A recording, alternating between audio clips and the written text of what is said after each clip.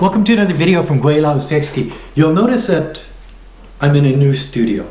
Well, I'm in a new home, and the last video that I made, the audio was just atrocious. I was doing a video in my new studio because I wanted to, but the idea that I didn't have the equipment, I didn't have the lighting, I didn't have the acoustics, I didn't have the microphones and all of the things that make using a studio maybe better sometimes than out in the noisy world, out on a street in Nanning City, or a high-rise in Shanghai or whatever.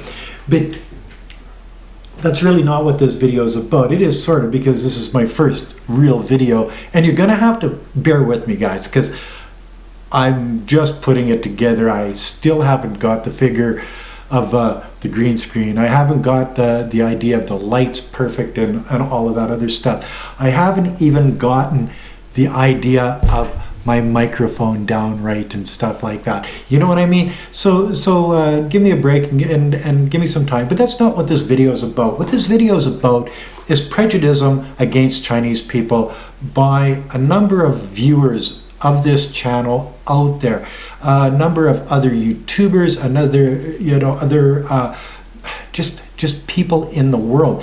And what do I mean by this? Well, you know that when I'm in China, I go to places like the mountains in Zhejiang. I go to Xi'an, and I go to the East China Sea fishing, and I go to Shanghai, I go to Xinjiang Autonomous Region, I go all over Guangxi Autonomous Region. I show you tourist spots everywhere, and I show you the customs of the people. I show you the foods that they eat. I show you the beauty of the karst mountains and the rivers and the lakes and the seas and whatever, all over China. And there's a certain number of people, a certain population of people out there that call this shilling for the CPC, or they call it CCP, but they're uneducated fools, because it's not CCP, it's CPC, Communist Party of China. It's the way it is. Anyway, that's beside the point. And they say, how much did you get paid for making this video? How much did you, who made you? Are they, why don't you give up your Canadian citizenship? If China's so good, move to China. Well, I did move to China. I have a home in China, and I have a home here on Vancouver Island. I like Canada. Oh, and another one said, well, you say the parks in China are so nice, and then you get to Canada and you say the parks in Canada are nice.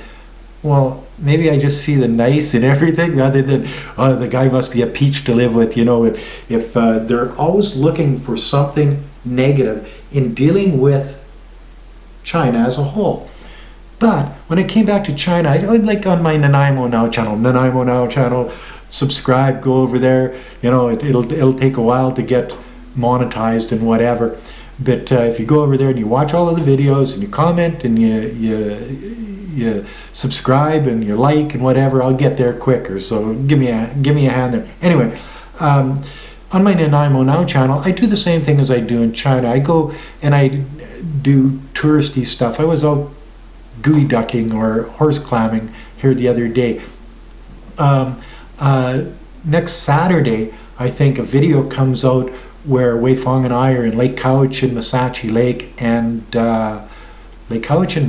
and Honeymoon Bay, and showing you people running down the river and rafts, and just touristy stuff, trying to show you what is good about Canada, Vancouver Island, where I live in Nanaimo, an area around here.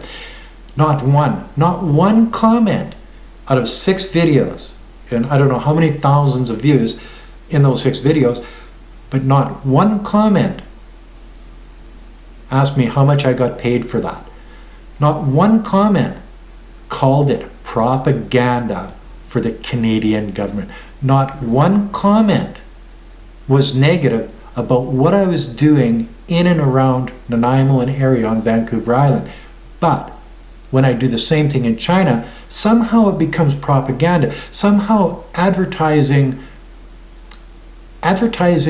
a poor village that just wants people to come and experience their world and stay in their hotels, or the top of the mountain in Gansu province, or on the Tibetan plateau, beautiful, where there's eagles flying and there's yaks everywhere. You've got wolves in the mountains, things like this, where they've built places for people to stay. They've got restaurants. They've got all of the things that a tourist city like Nanaimo or Lake Cowichan or Honeymoon Bay or Masachi Lake or Waskesiu, Prince Albert National Park, Banff, all of these places, they try to advertise what they do. And they're somehow ostracized for that. And people like myself, when I make a video about it, I get attacked on a regular basis. Why is this? I have no idea. And it's not just Western YouTubers that get attacked for doing this. I know a number of Chinese people that have YouTube channels that are promoting their area of China. They get attacked more than we do.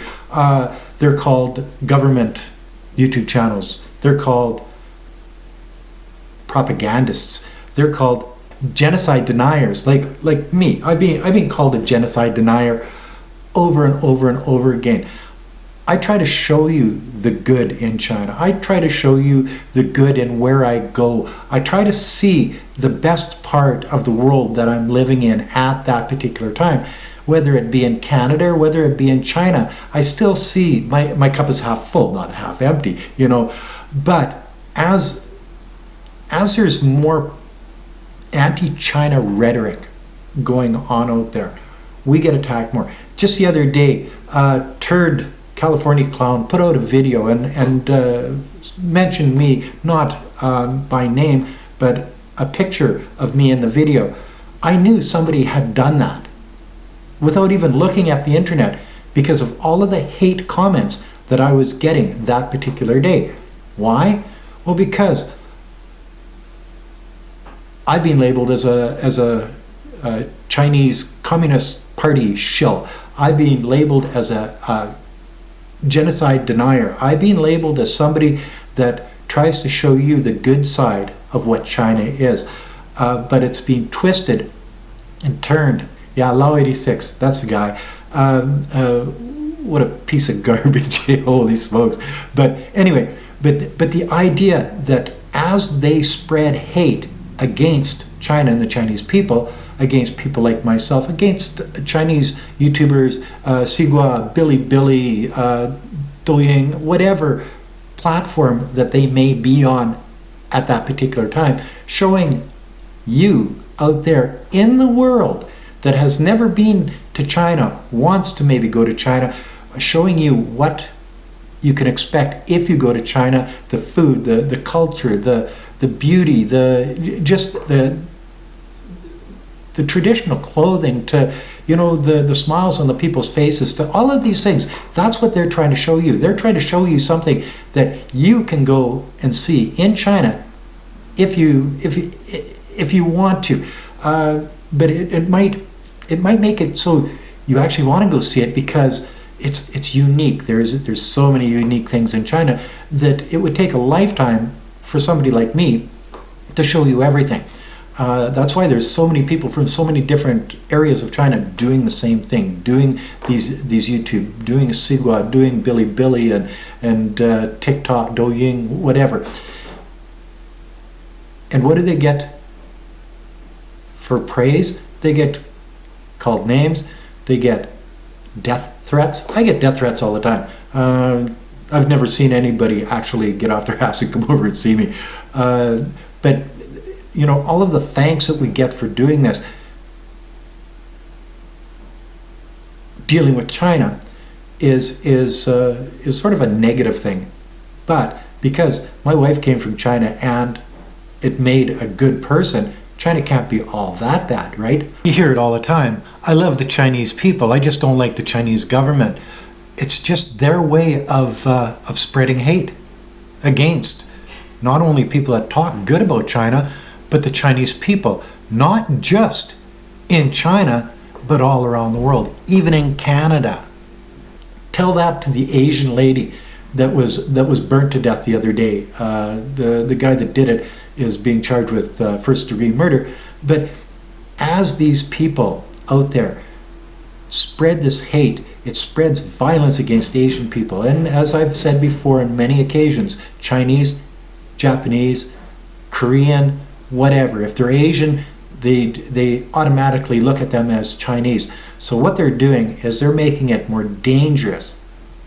More dangerous. So back to the original topic here. Why am I not called a Canadian shill? Canadian government shill. Vancouver Island shill.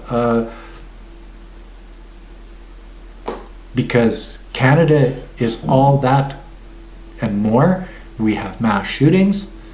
We have thieves. We have people going missing. We have wife beating. We have murders and suicides. We have all of the things that they have in China, maybe on a smaller scale, just for the fact that we've only got 30-some million people. It's the size of Chongqing, one city in China.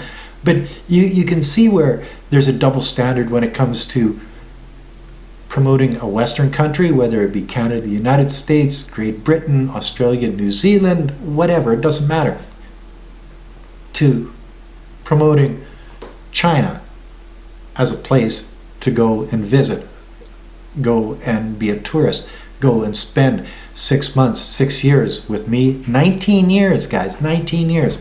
Anyway, that's my thought from my new little studio here on Vancouver Island. If you like this video, as always, like, comment, subscribe, push that share button. Don't forget to resubscribe. Don't forget to hit the bell. And whatever you do, don't forget to put a couple bucks on the Patreon account. Thanks for watching. Peace out. Bye now.